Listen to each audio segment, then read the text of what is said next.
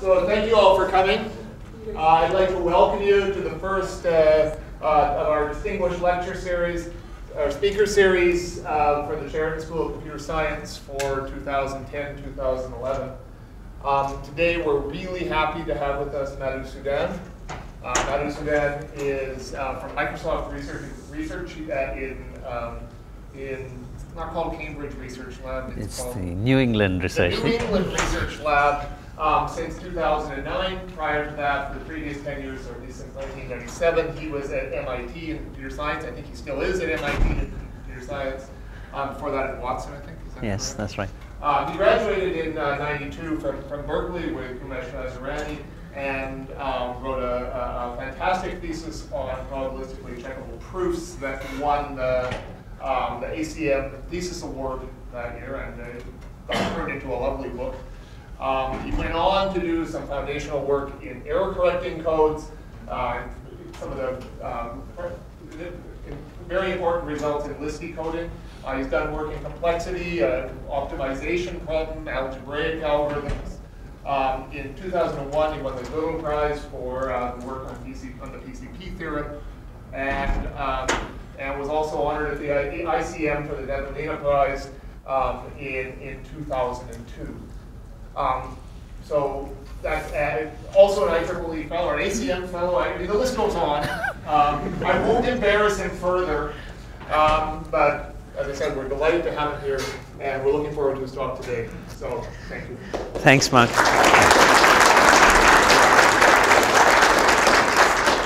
Thank you all for coming. I'll try to speak without a microphone, and hopefully it will be audible to all of you. But if you're starting to worry, maybe someone in the back can wave your hands, and then I'll try to put the microphone on. Today's talk is I would say it's a sort of a venture halfway into philosophy for me. So it's what I call semantic goal-oriented communication. This is joint work with Oded Goldreich, who's at Weizmann, and who joined us sort of halfway into the venture, and Brendan Juba and I, who've been sort of working on this, plodding away for a few years now. Brendan Juba just graduated from MIT and is continuing as a postdoc at Harvard and MIT. So of course, this is work in progress forever. And partly the reason I'm saying it is not to discourage others from working on it, but rather to encourage others to join this thing. Comments, criticisms are all welcome, and if you don't like the models presented, then the best way to do it would be by presenting counter models. So what's the question that I'm interested in? This is a question that I've been starting to worry about for a while now, where I'm sort of working somewhere between computing and communication. And one question that seems to keep coming up is, how reliable is communication? And often this question tends to get interpreted as in the Shannon model. There's Alice trying to talk to Bob. There's a channel in between. Alice sends some bits over, and Bob gets some bits. And the usual problem is the bits are not the same. But now here we have the same bits. Okay? So is this perfect communication? And here is my sort of weak attempt at trying to animate something over here by giving you a little bit of a game. So Alice, say, sends out a signal saying freeze, and Bob has various ways of interpreting it. He took one interpretation, and Alice meant something else. So this is an example of miscommunication, but it's not because Bob didn't receive the bits. Clearly, he received the right set of bits. What he didn't get was the right instructions. So in communication, why are we communicating? Well, usually to send some sort of an instruction to you saying, this is what I'd like you to do, or this is what you will find useful. When we send these instructions, so let's concretely, for this slide at least, you can think of it as if I'm sending you an algorithm. It's quite easy to send you an algorithm if we agree on a programming language in which I'll describe it. If we don't have a common programming language, how do you send these instructions? There is possibility of misinterpretation. How do we detect it? How do we resolve it? This is the general scope of today's talk. And I think it's a sort of a fundamental and interesting question in theory, but I also think that there is a sort of, this is very fundamental and important for the current practice of communication.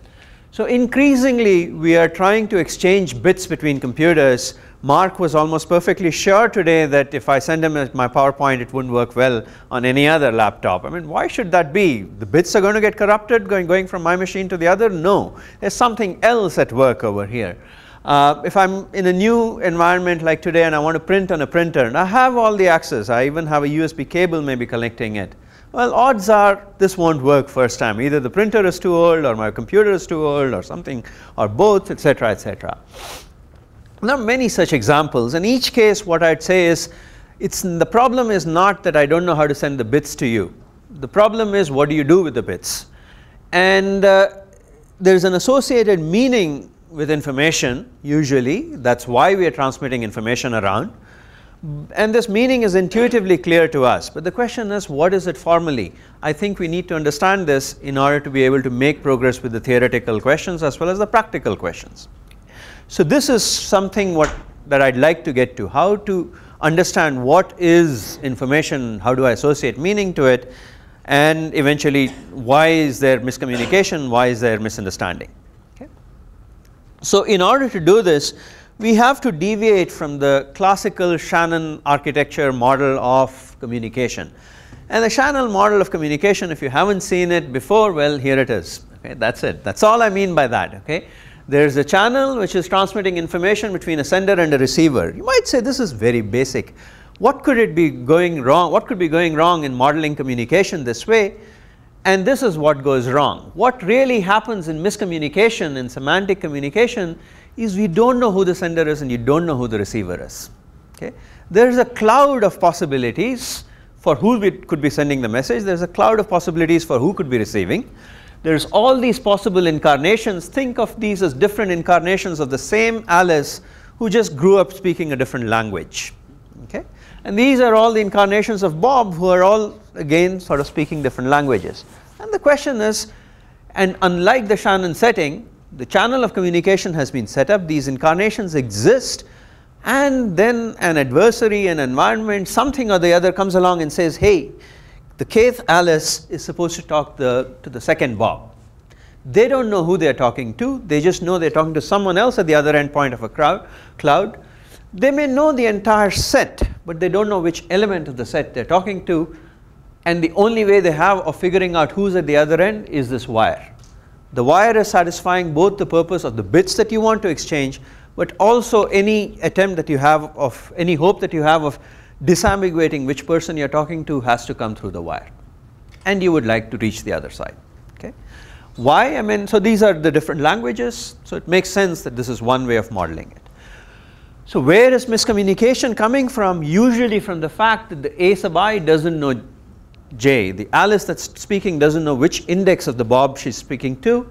The Bob B sub J doesn't know which I, the Alice index that he's speaking to, and they would like to somehow converge. This is pretty much how communication should be modeled when you think there is possibility of misunderstanding at the other end. Our languages may be completely different, as in the English, French, Spanish kind of examples, or slightly different. We're just speaking different dialects of English. One in which freeze to me means go get into the freezer, and to you may mean something different. So this is the reason that there is miscommunication. But what is it that they want to achieve? So ideally I might say, look, I would like to be able to figure out which one of the, as Alice I might like to figure out which one of the Bobs I'm talking to, so that then I can proceed as in the normal Shannon setup. I know that I'm talking to Bob B sub J. We've been told in the past that when you want to speak to a person who speaks the jth language, this is how you speak. You either learn the language and you speak it or something. But question is, what are we supposed to do over here? Should we really try to distinguish every pair of possible Bobs and say, well, first I must find the index and then speak to them? This, I claim, is not just impractical, infeasible, too hard, but it's actually going to be impossible in quite a lot of situations. I mean, B sub J and B sub K may not be distinguishable to this communication channel. Okay? I mean, maybe these are two different people, but they're speaking exactly the same language. Do we really need to distinguish them in such a case? So it seems clear that if there are two different people who are speaking exactly the same language, I shouldn't treat them as distinguishable. two different people who are speaking different languages but are otherwise the same, I should treat them differently. So which pairs of entities should I really try to separate? What should I really be trying to do? I claim that any attempt that you do, that you work along in this direction, trying to figure out how to distinguish them, etc., is going to fail till you answer a more fundamental question, which is, why the hell is Alice trying to communicate? Okay? This is the fundamental question. What is Alice trying to achieve by this communication? And I must say that, I mean, the current practice of the world of computing sort of surprises me in the sense that these machines are, all my laptops, all our devices are amazingly competent in terms of being able to communicate, but they are sort of reckless in doing so. They don't quite articulate why they are doing it, and this is, I think, very important. We should understand what it is we are hoping to gain by the communication before we try to find out how to do it better. And I mean, we hear about all kinds of vulnerabilities coming in through these communication channels. Viruses enter your system, you're not able to sort of boot up for a long time because your machine is updating software that it's downloading from the web. All of this, I see lots of negatives. Very rarely do I see the positives explicit or stressed. And I would love to see it. It's not that I don't see any positives, I do, but I'd like to see them articulated explicitly. And that is what I mean by communication with a goal. So Alice and Bob should be trying to achieve some goal. What properties of these goals would allow them to communicate efficiently? Is there a single goal for all communication, or is different aspects of communication tending to different goals? And if the goal is somehow this problem, I mean, so maybe I want to communicate in order to be able to download the latest antivirus and run that on my machine. If that's the definition of the problem, then what's the solution? How do I realize that the antivirus system that program that I'm downloading is the right one for my software, etc., etc.? So what is the space of solutions, and how should I compare different solutions? These are the kinds of questions that we should be heading towards. In order to get there, first we have to understand what are goals. Okay? So I'll try to give you a few examples of goals that I see in practice. And I must say that, look, I'm not trying to solve the practical questions for tomorrow. I'm really interested in the theory of it, the long-term limits. But still, I think we need to understand, okay, where are the questions coming from, to try and see what is it that we are trying to model. I'll present a model which will be much more theoretical and abstract, but at least it will be a model that I hope will work forever. So in the future, what I'm going to try to talk about is not Alice and Bob communicating with each other, but a user communicating from the server.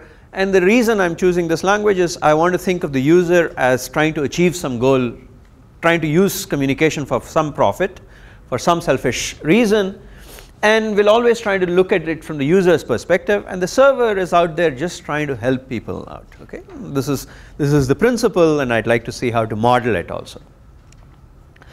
So what's the simplest example I can think of? The printing example is a good one. So I have this, I'm the user, I'd like to print on this printer, and what this should correspond to is that after a few sequence of interactions with the printer should sort of shoot out whatever I have, a dump of the screen, let's say, on the thing. Okay, and this is what a goal of printing may be. After a sequence of interactions, if I see that coming out of the printout, that's my goal, it's achieved.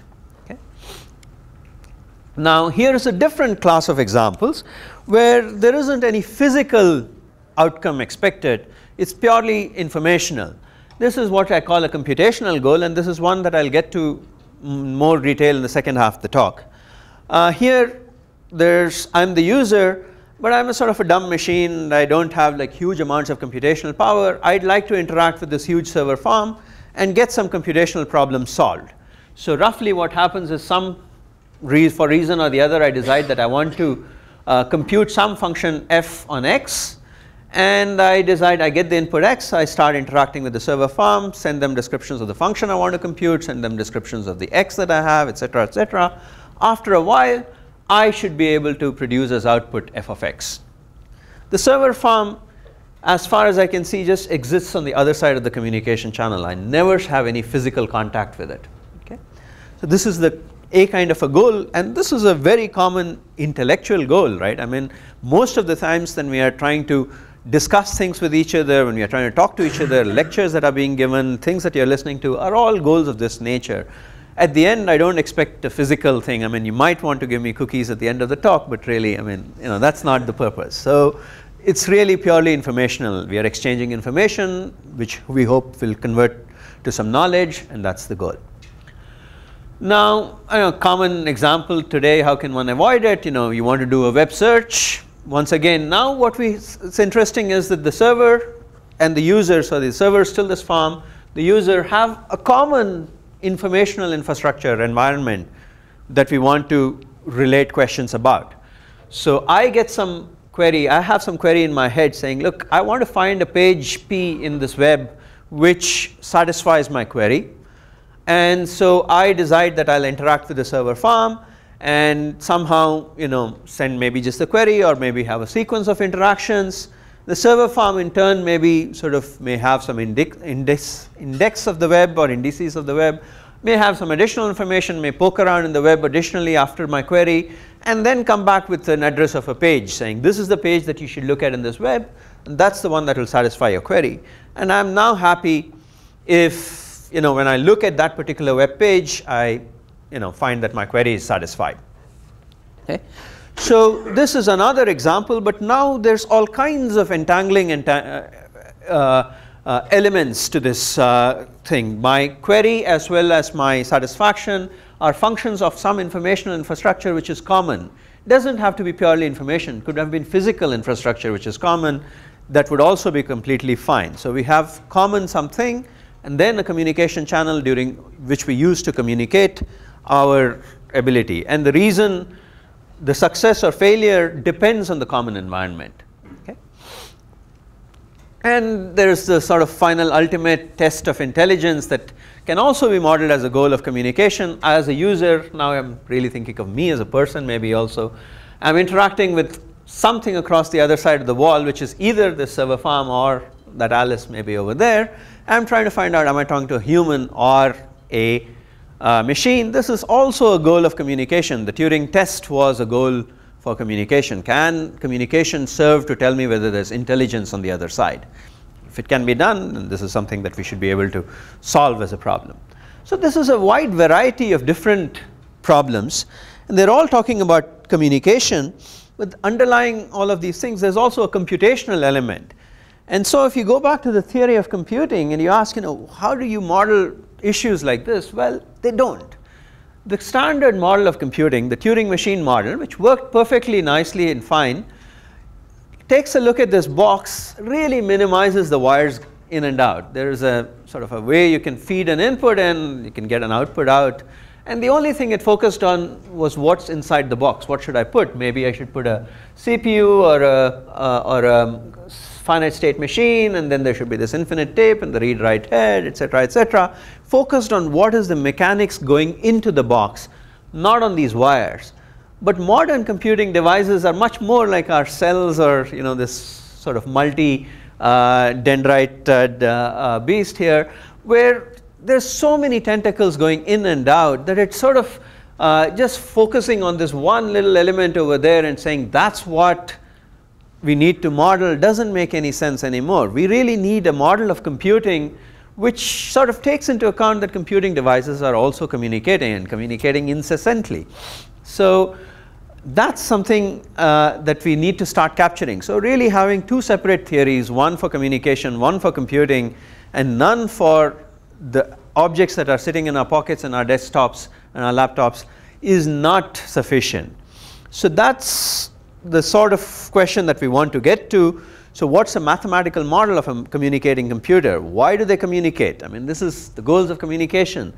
And what are all the sort of problems that you encounter in communication? What's the solution space, etc.? What's a universal solution to a communicating computing problem? I mean, does it exist? These are questions that ought to be asked in this setting as well. I mean, they are as important now as in the classical computing scenario. So just the usual disclaimer, I mean, I'm going to be talking mostly about a theory for these devices. But the problems that I described are very practical ones, and they are all problems where sort of the language issue is going to be the common context issue, if you will, or the common communication protocol issue will keeps emerging. I mean, when you want to print on printers, the reason you're unable to do it is because you don't have the device driver for it maybe readily. When you're trying to search web pages, maybe you don't know exactly what's the format for a query. When you're searching for, when you want to use a server farm in order to solve some computational problem, you better be very sure that you have a month to figure out exactly how to formulate queries to this server farm before you start using it. I mean, it's not something that you do sort of overnight trivially. So in all of these cases, learning the language of communication is a big problem. And I'd like to get to that theoretical question. Can we get to that point? Can we try to understand what is the question? How do I detect that I don't have the right language? That's more or less the question that I want to get to in this talk. Okay? So this is a starting point for the theory, and I think that it's going to help the practice also, but I'm not going to solve practical problems tomorrow. Okay. All right, so in order to set a theory of communicating computers, this is sort of standard material. So this is sort of something that comes up this is the standard model in AI, for instance, is you start by modeling all of these agents or the interacting parties, and the way you do that is by thinking of as one of these users as somebody that's a stateful machine. The state is not finite state, it's a sort of from a countable space, it's the state of your memory, think of it like that, and takes a few signals coming in at any point of time. Based on these signals, decides what are new signals to output on their output world and what new state should they evolve to. This one function describes any one of these entities mathematically. Okay? So when you're trying to describe an interaction between many players, each one of these is given by such a function, and then their evolution somehow or the other is going to have to determine what it is that we wish to do with them. Okay? So this is how you model one of these users or the servers, etc. Question is now, can we model the goals nicely? What is this going to be a function of? So we have two agents here, the user and the server. They're communicating on this bidirectional channel. So what should the goal be a function of? Okay. So we can say, look, okay, maybe it should be, can the user reach a certain state? And let me dismiss that as a possibility. The user is my solution space. I would like to design the user so as to solve a certain problem.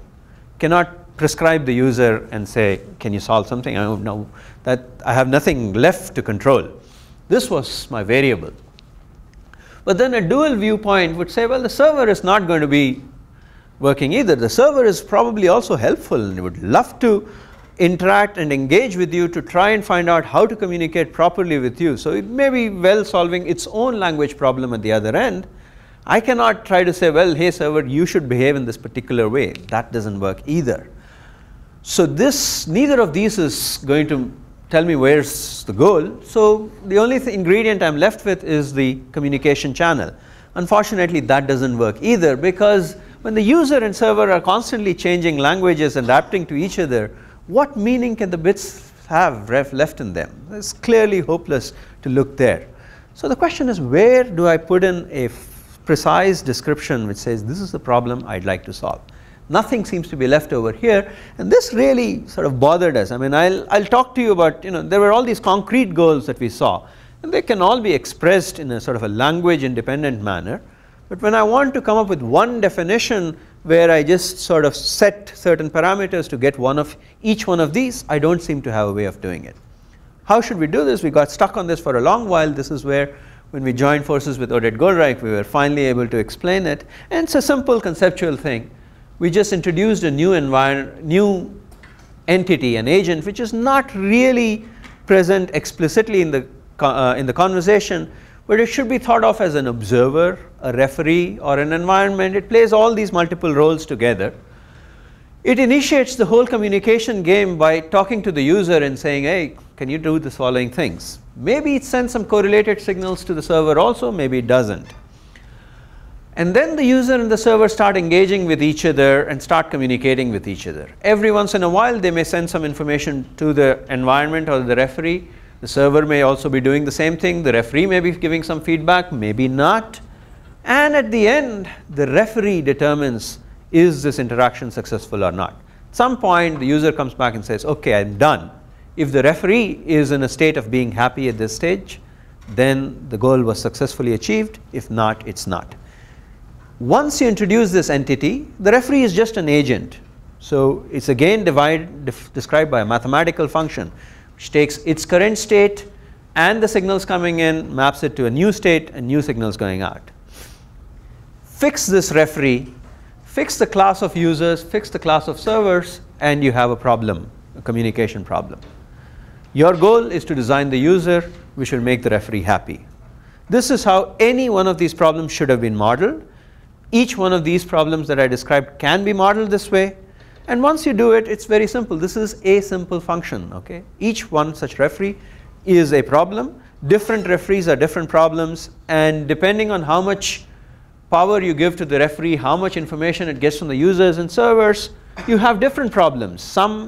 One of which may model the problem that you were interested in, and one of which may not. It's a pedantic, boring exercise to show which referee solves the printing game, which referee solves the web search game, which referee solves the intelligence game, but it can be done.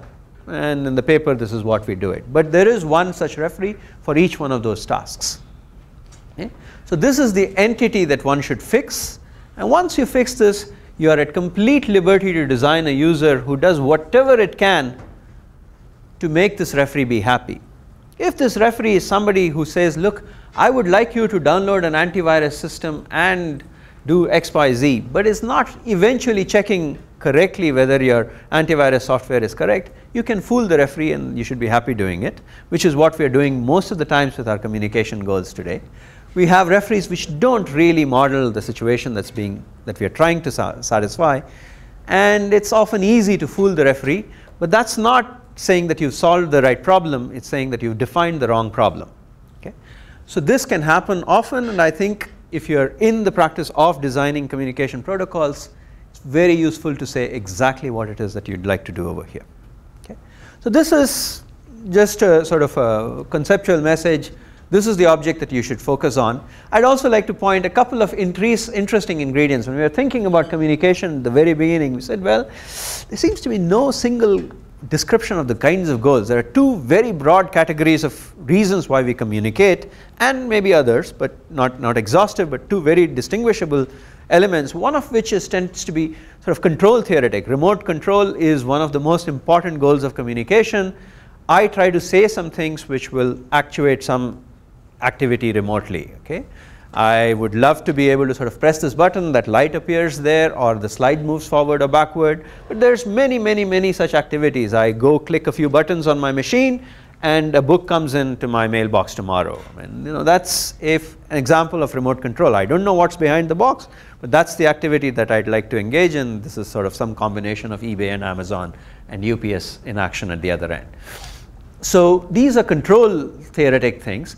And these are actually an interesting class of goals in that there's no direct communication between the user and the environment. All the communication happens through, there's no message sent from the user to the environment, but there is feedback coming in from the referee in the environment. I talk to the server sends some signals to the environment pushes back something to me. So I press some buttons, the server talks to the environment, and then out comes the book in my mailbox. So this is sort of control. And very different from this are the intellectual goals that we talk about, like lectures or teaching and so on, where the user is talking to the server, and the server gives information to the user based on which the user learned something and is now able to make progress in its world. And this is sort of a student, this is maybe a teacher, and this is the world outside. And here it's interesting that the server need not be talking to the environment. Okay, it may get a lot of information from the environment, but it doesn't try to make changes happen to the environment. It's trying to communicate information to the user which will allow the user to change the environment. So this is more of an informational goal, and these are the kinds of goals that we seem to be talking about. There's these two very broad categories and then more general ones. And all of these goals can be modeled in our setting, and all of these can be addressed. Now the question is, what would we like to do, and what kinds of theorems do we try to get? So now that we have this sort of a notion of what is the goal, we try to understand what does it mean to try to overcome linguistic barriers and to try to achieve certain goals. And in order to do that, it seemed fairly clear that you can't just expect to be able to achieve goals completely freely. There must be some restrictions on the servers which tell you that they are able to do it. So if a goal is such that the user really needs to talk to the server, you could not pretend to talk to somebody else and say, come back saying, look, I spoke to this person, collected the following bits, I'm done. If you really need to talk to the server, then the server should have some powers that allow it to do it, and the server should be willing to execute this, to use these powers to help you. So the server should be helpful, and this is something that needs to be carefully defined and modeled. And the user, on the other hand, it's not sufficient if the server says, yeah, I'm being helpful, don't worry about it, everything is fine, go away, come back tomorrow. You want the user to be someone who's able to sense progress. And this is something that we thought should be essential, and in certain sort of formal sense, we are able to prove that you're going to need this. And this is the kinds of theorems and proofs, results that we have over here. We have two results, a generic positive result, which says that any goal that we define, any referee function that you describe, any set of users and servers can be achieved in a universal sense, that the user will be able to satisfy them with any helpful server as long as the user is able to sense progress. And furthermore, sensing is in a sense necessary. Okay, so these are very broad results, and I'll try to give you a concrete example of what these results are in a few slides. There's some, I want to sort of stress that there's some implications of these universality results in the general theory of language learning. It's a sort of a general theme of, can I just exchange bits with a Martian and figure out what they're saying? Seems like a wildly exciting, fantastic scenario. And our result is saying, yeah, it's possible that you can actually make some meaningful conversation over here. And this is somewhat surprising. I would say, people say, well, humans are able to do it. A child is born and suddenly after a while learns the language and starts communicating with us. Isn't that proof that something like this should have been feasible all along? Yeah, but a child shares a physical environment with you, shares the same genome for a large part. There's a large amounts in common between you and the child. But to be able to talk to a Martian or to some alien using just a communication channel, no physical commonality, our results sort of say that you can do it, and I think it's important that there's a positive result out there. So let me try to give you the concrete example and to try to nail this question down in a very specific way. And the concrete example is the second of the many examples that I talked about, the computation example. So here there's a user who's sort of limited and weak, talking to the server farm who's incredibly powerful and can solve whatever problems that you want. But the only problem is we haven't established a common language of communication. We don't have a user manual written in your language to explain to you how to talk to the server. The only way you have of talking to the server farm is by sending it bits, and it sends you back bits. Let's model this problem and try to show what kinds of things can be done. Okay? All right, so again, the user wants to compute the function f on some input x, and we'll try to do the following. This is the lens of computational complexity, and we're going to apply it here. So we'll say the user is supposed to be limited in computing, so we'll say that the user can compute polynomial time functions.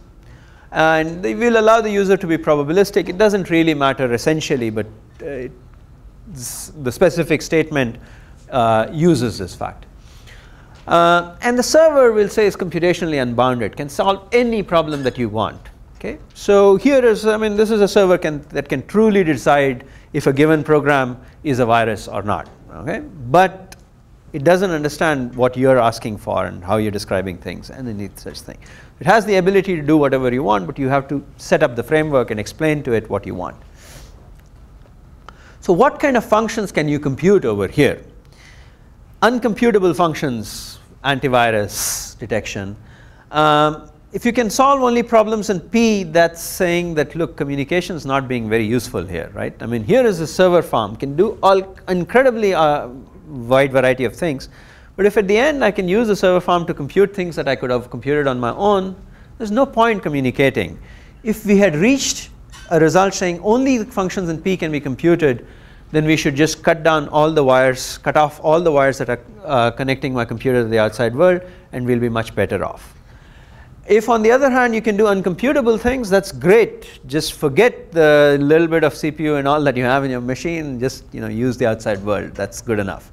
If you're somewhere in the interim regime like polynomial space or NP, then these are problems that you don't know how to solve on your own. So communication is helpful, but notice that you have to be restrained in communicating. So the question is, where will we land over here? And each one has some sort of a philosophical implication.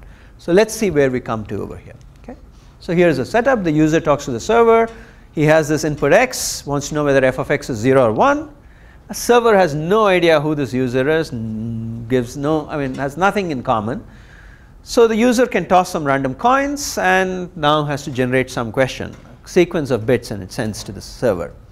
The server looks at a sequence of bits coming in and has no idea what these mean, no prior idea, but nevertheless it's a state machine. When it gets signals coming in, it produces signals going out. So it's going to produce some answers, A1, okay, some sequence of bits. And this process goes on. You ask another question QK and come back with an answer AK. And now you have at some point you have to say, in polynomial amount of time, all the time that the user is taking to generate the randomness, to generate these queries, to read these answers, everything put together is some fixed polynomial. Now the user says, okay, now I have to decide. So is x equal to f of x 0 or f of x 1? Okay, this is the question.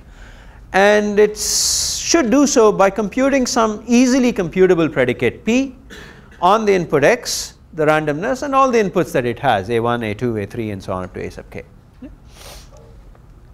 So it computes this, but this is an easily computable function as opposed to the hard to compute function over here.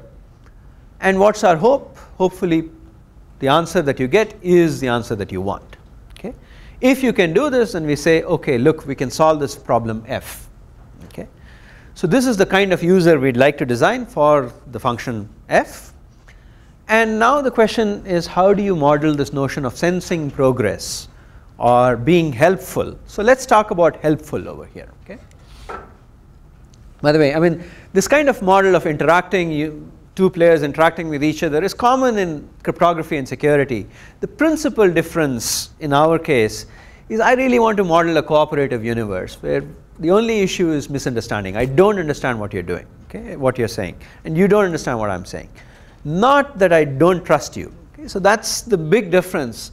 Turns out there's very little difference, but that's a theorem, not an axiom, not an assumption. So in order for the user to have non-trivial interaction, like I said earlier, the server must be helpful, and here the helpfulness translates to sort of, firstly, they should be intelligent enough to actually at least compute f of x. If they knew f and they knew x, they should be able to compute f of x. If they don't know it and I don't know it, how am I going to find out the answer? So certainly they must do this. It's not good enough if they do it, they must communicate it. But this is very hard to model, right? I need to model this while allowing the server to have complete flexibility in choosing its language, in a sense. So I shouldn't hardwire this thing into the language by saying, hey, server, when you want to say f of x is 0, say 0. When f of x is 1, say 1. That's what it means to communicate. Well, that seems to be going much more than communication. So I need somehow to say that the server is capable of communicating what it knows and what it can compute without restricting the server to saying, look, this is how you do it. Okay? Server is completely free to choose its language of communication. Okay? Just like the printer, it should be able to print the documents that I send to it, but its device driver is not being fixed. How can you model this?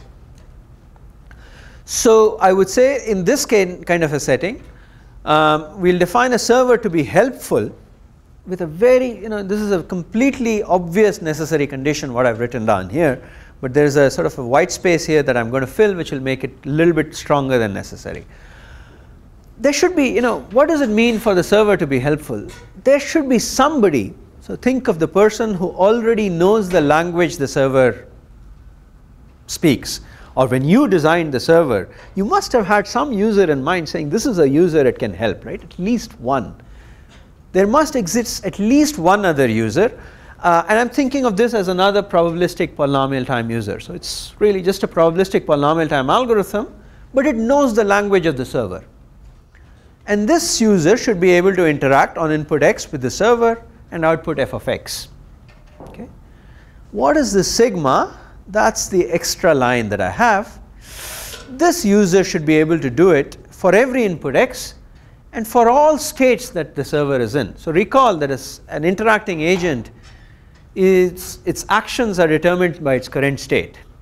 Okay. And no matter what state I start the server in, it should start working with this user and communicate this answer eventually. Okay. Well, depending on the state, this user might take longer or shorter to compute the answer to f of x. So it's sort of like you go up to this professor's office and you say, hey professor, can you sort of help me with this thing? And they say, wait, I'm sort of on the phone, give me 5 minutes and I'll come back to you with an answer. And then after 5 minutes, in a minute you get the answer. Or the professor is not on the phone, you get the answer immediately.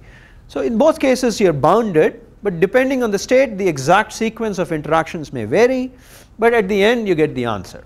Okay. That's what should happen to the user u prime. But this is a user whose existence is guaranteed. We don't know who it is.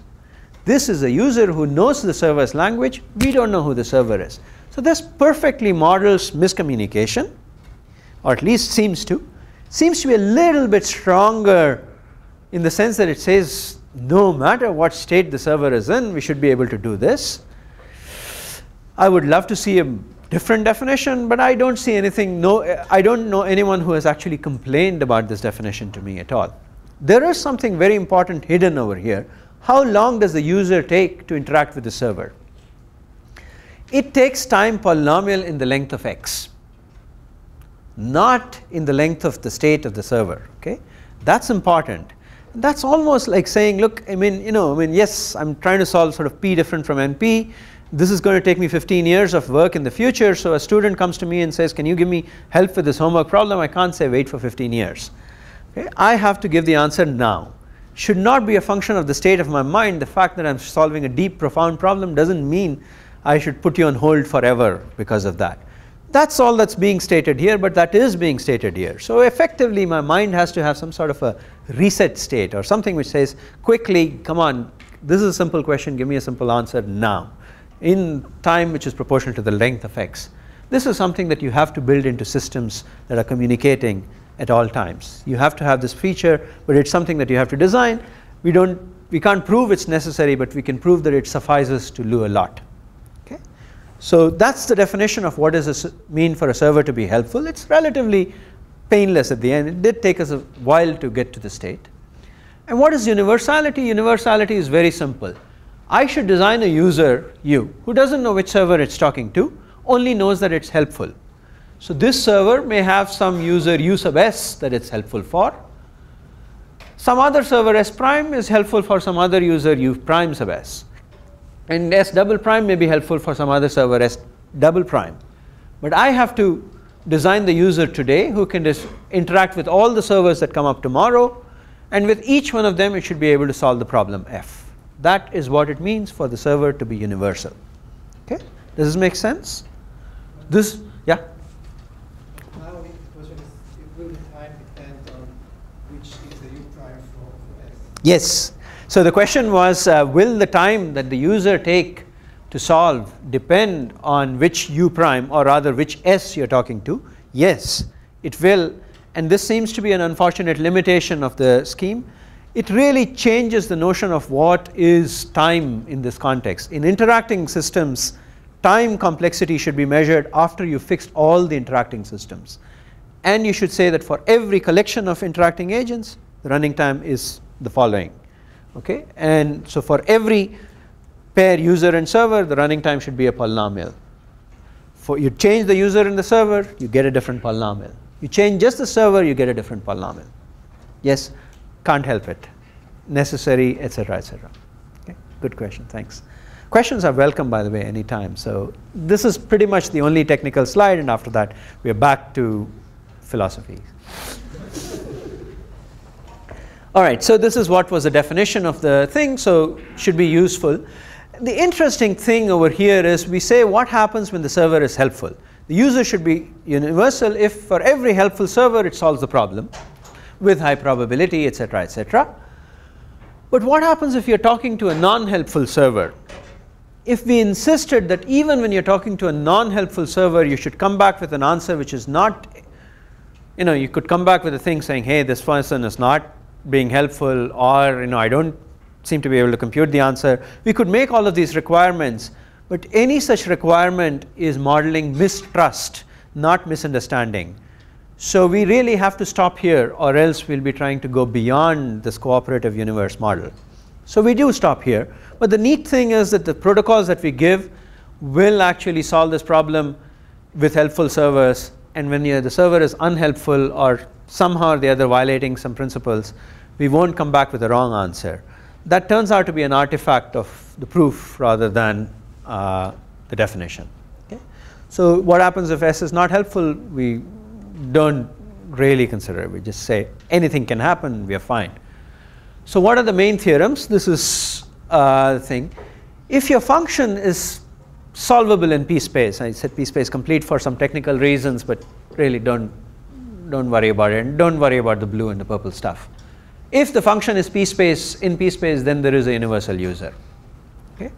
Which is interesting, meaning you can solve problems that you can't solve on your own. Of course, you have this sort of unboundedly powerful server out there, but you have to communicate to it what is the problem you're interested in, what is the language you're speaking, and most importantly, when the other thing doesn't understand what you're saying and is giving you completely garbage as answers or other things as answers, you're somehow able to detect and eliminate these possibilities so that you can make progress towards understanding the other person. You can do that as long as you're solving problems in p-space. Why is p-space the limit? Because of the converse theorem, which says that if there is a f universal user for some function f, then f is in p-space. So you can actually prove that this is the limit. So when you're out there trying to solve undesirable problems using communication as your major insight, you're basically treading sort of very, very treacherous waters. Okay, so this is not something safe. If you're thinking that your machine is running an operating system which is not exactly what the other end was prepared to deal with, then you're already in risky situations. Shouldn't trust an antivirus system which is a little bit out of date with your operating system. That's the kind of message that we have here. It's not saying that everything, every time, everything will go wrong, but the possibility of going wrong is there. Okay? Of course, it's completely reasonable to have a safe antivirus program which says everything is a virus and it never puts you in risk. So you should always sort of contrast with that. Okay?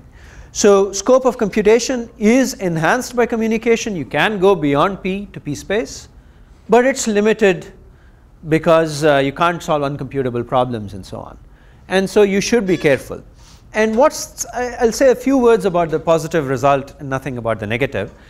What do we use here is the fact that interactively you can actually check solutions to problems in p-space. This is a very beautiful, powerful theorem due to Shamir from 1990. We are not proving these theorems. We're just applying this theorem. And what it says is that the user can now sort of make a hypothesis saying, this is the language that I think the server will speak. And then start speaking the server. And if that's the case, then the server can solve any problem in p-space, can emulate things which can not only solve that particular problem that you have, what is f of x, but generate for you answers to any other questions you may have and solve them all. And you get the server to solve all of these questions, and interactively this machine starts to work like a proof saying f of x is really 0. Okay? So this is what it means for membership to be verifier. You can generate interactively a proof, and at the end you end up with a proof saying, look, f of x is 0. At this stage you don't care whether you've learned the language or not. You could be completely miscommunicating your questions, and the server could be completely answering everything wrong, maybe even maliciously if you want. It doesn't matter. At the end you have a proof that the answer is right. What do you care? On the other hand, the server may actually be sort of a legitimate, helpful server. You're asking it questions, but you made a you came up with a you came up with the wrong hypothesis, or forget the wrong hypothesis. What's the condition under which you come up with a proof that doesn't check out? Well, you communicated with the server and you came up with a string. The server is helpful, that's our assumption, and you have a proof which doesn't check out. Where could things have gone wrong? Only one place. I made the wrong hypothesis about the server. Now I have a guaranteed proof that the hypothesis was wrong, so I can move on to some other hypothesis. This gives you a vehicle by which you can check consistency. This is the most interesting example of sensing progress. I would like the server to help me decide F. If it doesn't help me solve F, then I'm not communicating, and that's a way of saying, look, I detect misunderstanding. We have a vehicle for detecting misunderstanding. The only way to detect misunderstandings is when the server is doing things that would not otherwise be doable on your own, that the referee could not, that you cannot fool the referee on your own without the server's help. When you have that, then you can also make progress towards learning the server's language. That's the big message over here.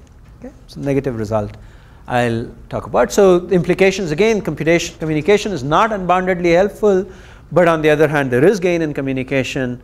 And are we really learning languages this way?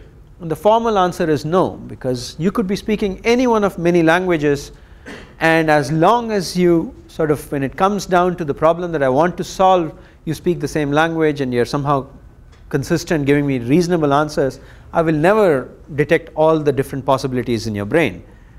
But that was never should have been the goal of language learning. That certainly is not the goal of communication. And in a sense, functionally what we are doing is, this is the functional definition of language learning. You should be able to learn the language enough to solve your goals, and you did achieve that. So this is how you can learn languages. Okay, so this is the moral theme.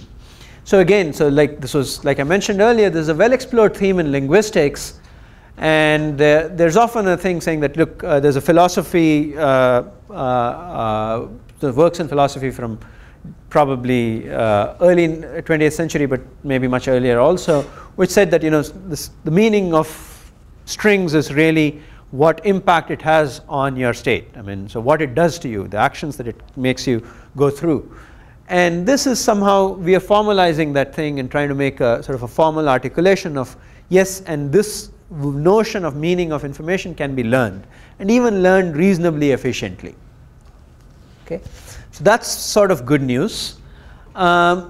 Efficiency over here is not dramatic, and I want to talk about this a little bit. Okay, so in what sense is this not very efficient? So every time I formulate a hypothesis about you, I run an interactive protocol, do some work, and then say, okay, this one hypothesis about you is ruled out. Let's move to the next. So this is enumeration. I sort of spend a large amount of time about one hypothesis, then move to the next, move to the next. People sort of, when I translate this to terms that people understand, this is the way I would do it. I'd say, look, this is like saying if you don't have a clue about how to speak Spanish, then one way to do it is to guess the Spanish dictionary and see if it works. And how much time does that take? So clearly this is not a very efficient solution. On the other hand, if indeed you were trying to learn languages and you were being a server and trying to help someone who may not learn the language, you're not going to work with the full vocabulary of a language. You're going to work with a very, very, very restricted version of the language. This has been the underlying assumption behind the theory of computing, the theory of Kolmogorov complexity. Vastly, we've repeatedly used this kind of a principle, and that's all we are using over here. You have to have a universal Turing machine which is somehow small in your own sense. And of course, I cannot make it small in your sense because I don't know who you are. That's where the incompatibility lies, but still this seems somewhat weak. So no matter what, I seem to be eliminating one possibility at a time. Could we do something a little bit better? And we have work which says, okay, we have this result which is very easy to prove. No. And these kinds of negative results are very easy to prove. And then the question is, how do you sort of elude the definitions which say that a negative result is possible and go to one which says, well, but a positive result is also possible. So we don't want to make restrictions on the language, but what we are allowed to do is put parameters on languages and parameters on the languages that you use and or the pair of languages that you and I use, and say, well, as a function of this parameter you can be pretty efficient and this would work. And we do have some such results. I won't talk about them here, just an advertisement to say it exists. We have some notion saying, look, if the server and user are broad-minded, each trying to talk to a diverse collection of individuals, and furthermore their sort of their beliefs are not only broad-minded but even compatible. I mean, it's not like you have a belief saying, I would like to talk to this set of languages and I come back with a different set of languages and we try to work with that. But if we have some compatibility, then things can become much more efficient. We show that. It's also simple, but the definitions are the more interesting part. So there's some explicit things there, but I won't talk about it. So I'll just try to sum up over here. The conclusions are that there is a basis for sort of semantic communication. The first thing that one should do over here is to model miscommunication, and that was done in the clouds. Okay, the two picture of the cloud of senders and the cloud of receivers. This already is a sort of a departure from the standard theory of communication. I think it's certainly important, and I see no way around it when you want to make progress on this question. And that's already, I think, interesting progress. I mean, if you start working in that model, your works are going to be much more interesting and useful. There's sort of, so there's a lot, there's the theoretical questions and the practical questions. And it seems that the theory can talk a little bit about both, but not satisfactorily about either. So I would love to see something which is sort of more developed in one of the two directions, and would be nice. I think it's wonderful to try to understand why is language as employed by humans the way it is. I mean, what are its characteristic features? If you go to the linguist, they'll tell you that this is what natural languages tend to look like. There's subject, verb, object, there's parse trees, there's those universal grammars and so on. I would like to see a natural model which says, given the fact that this is the kinds of problems that language is trying to solve, that's the kind of solution we should have seen. I think these are kinds of questions that fit in this framework, and I'd love to see some work over here. And we can look at a wide variety of questions in the sense of where you think of users and servers as being variables. So one such example with Juba, who's the graduate student working with me, and Adam Kalai and Sanjeev Khanna, we try to understand what's happening with compression. Why is it that when I try to compress information, try to send it to you in human-to-human communication, it tends to have many different features than the standard compression that you tend to see in the theory of information. And the two kinds of results that you see are very different. In this setting, we tend to be simultaneously much more redundant than the natural information theoretic setting, but also somehow very ambiguous. I mean, quite often sentences can be misinterpreted. Why does it happen? Why should it be? These kinds of things can also be examined in the setting. So I think there's sort of a rich variety of questions over here. Okay, so I'll stop here.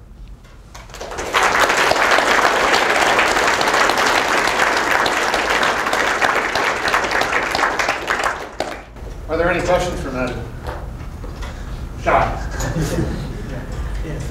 Yeah, this is very nice, but yeah, the kind of disappointing aspect is that you can't put a bound on how long it will take you to get useful information out of this universal thing, because you are listing all those potential u primes and it's not bounded, right?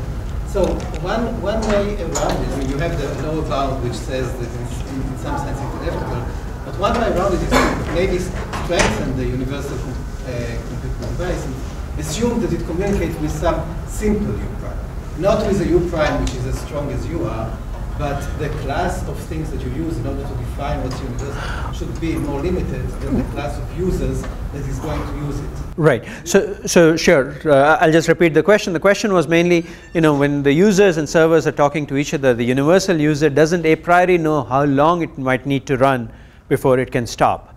And the solution that you proposed was that, well, maybe we should assume that the helpful servers talk to some more limited things, like things that run in linear time or in time 5 times n or some such thing. Certainly, and once you incorporate those bounds, our results certainly work completely reasonably. We may lose a little bit, like maybe a quadratic factor as opposed to remaining linear, but that's all we lose. So the issue over there was not so much, I mean, it's just how you want to choose the model, and any one of these models would convey the same message. So I just happened to pick this one thing. I would say, however, that in real life, when we're trying to go through communication, there's two sense. I do sense that we are not always sort of, we don't know how long to carry on a conversation before it will reach a goal. I mean, really, I mean, you pick up a phone and you start talking to some 800 operator or some such thing, you really don't know how long this is going to last, and you do sort of adaptively react to it. That's one aspect. So where I think we're sort of staying by on the good side of the principle. The other side is actually more interesting, which is that quite often in our world we are willing to say, look, getting a formal verifiable proof is just going to take forever. I'm not interested in doing that. I'll do a sort of a gut check and work with that. And it's not that we cannot model it. In fact, we can model it and we get very interesting results over here. I just didn't choose to suggest it. But anytime you do that, we should be mindful of the fact that we could be wrong. Anytime you took a sort of a guess on something and said, look, I'll guess this thing and work with it, and it seems to be reasonable today. I won't check the details to know that this is really something that I should trust and believe. You could go wrong in the future, and if you do this too often, then I think you will have an accumulation of such errors that will eventually lead to more serious ones. So it can be worked. It leads to very interesting complexity consequences. I wouldn't consider this as a good moral message. Yeah. So part of your model is that the channel is faithfully delivering the string. And so part of your motivating examples is you want to talk to Martians, or even talking on the phone to someone far away you don't know. I'm not asking the question about noise. I'm asking the question about how does the server recognize that a transmission is occurring at all? So let's say I want to listen to an 802.11 wireless communication, but I a priori know nothing about how you're talking. Okay. The odds of me figuring out that you're using the funny phase, quadratic, whatever it is, seem very low to me. Right. So certainly it's a question that people in signal processing and information theory have looked at, not mainstream people probably, I don't know really. This question of, it's called CETI, SETI, communication with extraterrestrial intelligence, not the search, but the communication, folks. And they've done some extensive work saying, if I get signals from space, what kind of tests should I be running? There are reasonable theories. I mean, I could propose my own, but there are reasonable theories saying I'll measure the amount of information that's coming in based on standard information theoretic principles. I'll try to compress it, how much information is there. And if this number seems to be scaling, which is growing with n, the length of this transmission, but not scaling linearly in n, then this may be already a sign of something intelligent going on, etc. There are various theories. I assume that this is somehow solved and we are moving further. But I would say when, in our theory, you could also sort of just say, look, take whatever is coming, assume this is the signal processing method that they're using, use the bits to see if this is the answer to the question that you came up with. And if not, then you have to revise something, either your hypothesis about what the bits meant or how to translate to bits. And all this becomes part of the gamut. So this could be one way. I mean, it just makes it even more harder. We get enough criticism already that we didn't want to get a new round. So if I understand correctly, me as a user, I can only solve P polynomial problems, but I'm going through this unbounded communication process with the server.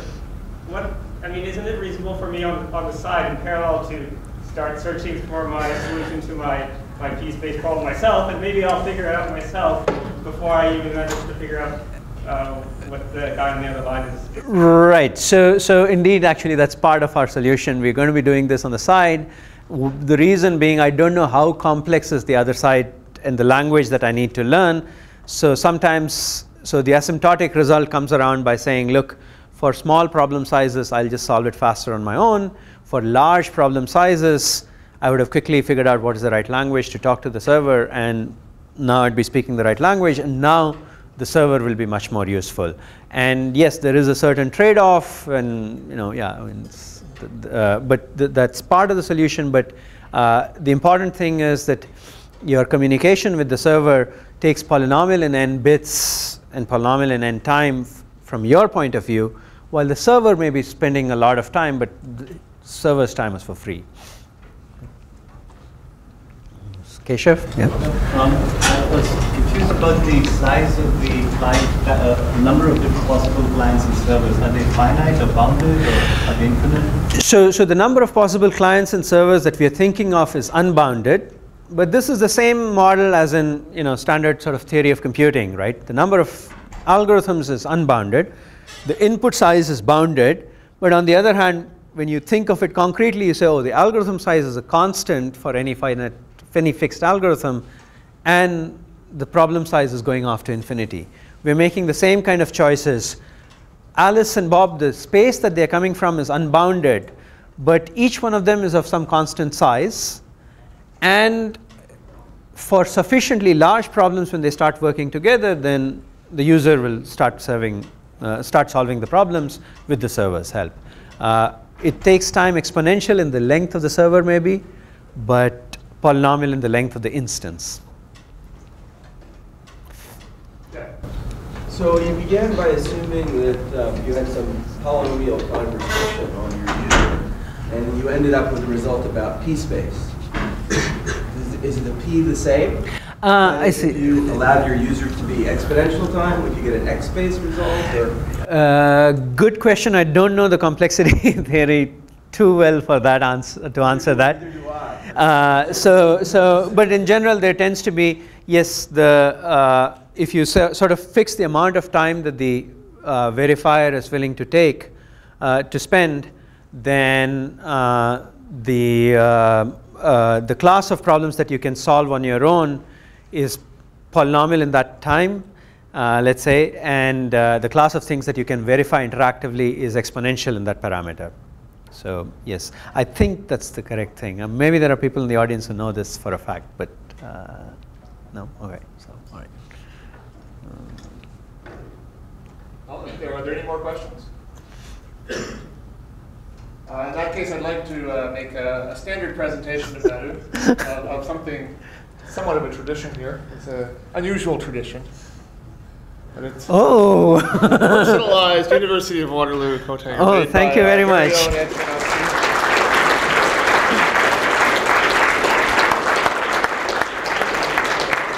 I think it's designed for a jacket, but not a suit. It's designed for a jacket, not a suit. For academics. It's good. Thank you very much. And so, thank you again for a wonderful talk. Thanks a lot. Thanks.